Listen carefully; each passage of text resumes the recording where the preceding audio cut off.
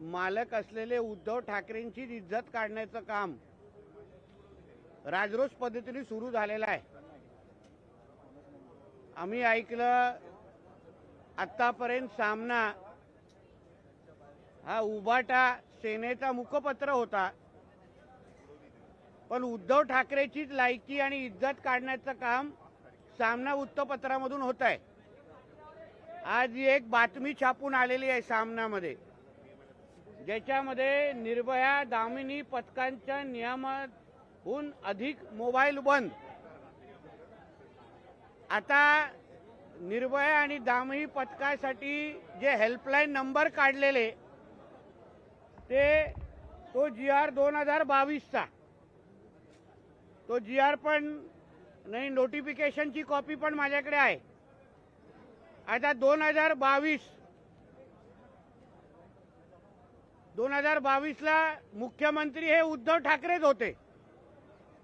आता उद्धव ठाकरेंनी सुरू केलेली योजना अगर उद्या त्याचे अधिकारी आणि त्याचे संबंधित लोक अगर त्याला महत्त्वच देत नसतील किंवा शेळक्या शब्दामध्ये बोलत तर फाट्यावर मारत असतील आणि त्याचीच लायकी आणि त्याचीच इज्जत स्वतः सामनातून निघत असेल, तर संजय राजाराम राऊतचा पगार किती वेळ चालू ठेवायचा हे आता उद्धव आणि रश्मी ठाकरेंनी ठरवावं।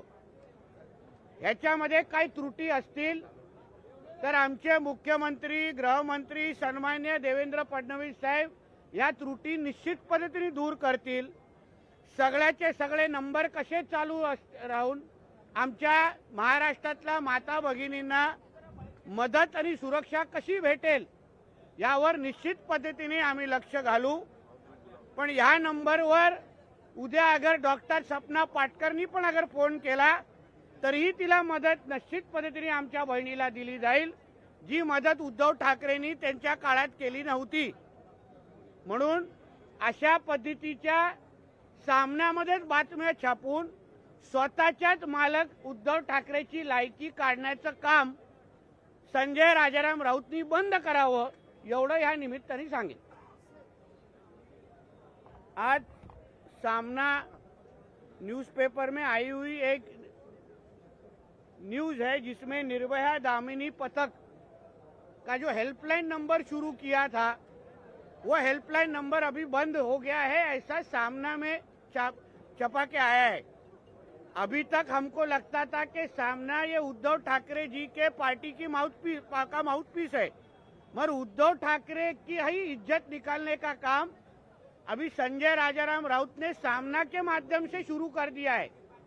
ये जो दामिनी और निर्भया पथक का जो हेल्पलाइन नंबर है, ये 2022 को इसका GR और नोटिफिकेशन निकला था, जिसकी कॉपी भी मेरे पास है।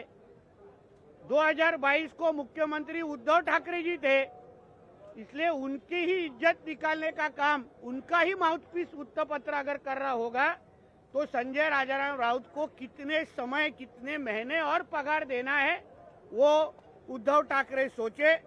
ये जो हेल्पलाइन नंबर में कुछ भी अगर कमियां होंगी तो उस बारे में हमारे मुख्यमंत्री, हमारे होम मिनिस्टर साहब जरूर सोचेंगे और इसमें जो करेक्टिव मेजर्स है वो जरूर लेंगे। ठीक है, अजून कभी धर्मवेत्ता डॉक्टर सुरेश चौहान के ने पूरे महाराष्ट्र भर में जो घुसपैठियों के लिए शिव प्रेरणा यात्रा निकाली थी सर, ऐसी ही यात्रा जो है बांग्लादेश में जो हिंदुओं पर अत्याचार हो रहा है उसके लिए आप निकालने वाले हैं सर? नहीं, 10 दिसंबर को पूरे राज्य में बांग्लादेश में रहने वाले हमारे हिंदू भाइयों और बहनों के लिए हम सब आवाज, हिंदू बन के आवाज उठाने के लिए हम रास्ते पे उतरने वाले हैं। 10 दिसंबर को हर एक कलेक्टर कार्यालय के बाहर बड़े पैमाने पे हिंदू अपनी ताकत दिखाएंगे और बांग्लादेश में रहने वाले हिंदू भाइयों को, बहनों को संदेश देंगे कि वो अकेले नहीं है। इस तरीके का अगर अन्याय हमारे हिंदू भाइयों के ऊपर कोई भी करेगा, कोई भी गंदी नज़र से देखेगा, तो भारत में, महाराष्ट्र में रहने वाला हिंदू सहन करेगा नहीं। ये संदेश हम 10 दिसंबर को देने वाले हैं। सर, कितने दिनों की यात्रा होगी सर? कितने दिनों की यात्रा होगी? 1 दिन का मोर्चा है मैडम, 1 दिन का मोर्चा।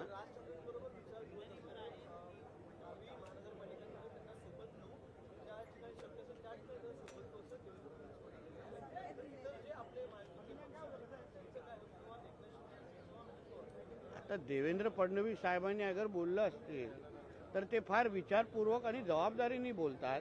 म्हणून योग्य वेळी जेव्हा निवडणूक येईल, हिंदुत्व नावा विचाराचे जे जे पक्ष आहेत त्यांना सगळ्यांना एकत्र घेऊन अगर आम्ही महापालिका लढलो तर ह्या सगळ्या ज्या जिहादी आक्रमण आहे जे मुंबईमध्ये मोठ्या प्रमाणामध्ये, शहरांमध्ये मोठ्या प्रमाणामध्ये सुरू आहे लँड जिहादच्या नावाने, हे बांगलादेशीने रोहिंगे मुसलमान ज्यांची संख्या मुंबई आणि आजूबाजूच्या शहरामध्ये वाढत चालली आहे, ही घाण अगर कायमस्वरूपी साफ करायचं असेल तर कडवट हिंदुत्वादी विचाराचे महापौर प्रत्येक शहराला बसवायला लागतील आणि त्या दिशेने वाटचाल आम्ही सगळेजण करू.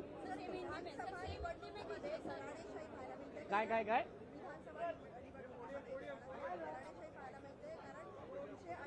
नाही, तुमच्या पत्रकारांमध्ये किती घराणेशाही आहे मोजू का? वडील कोण आहेत, मुलगा कोण आहे पत्रकार?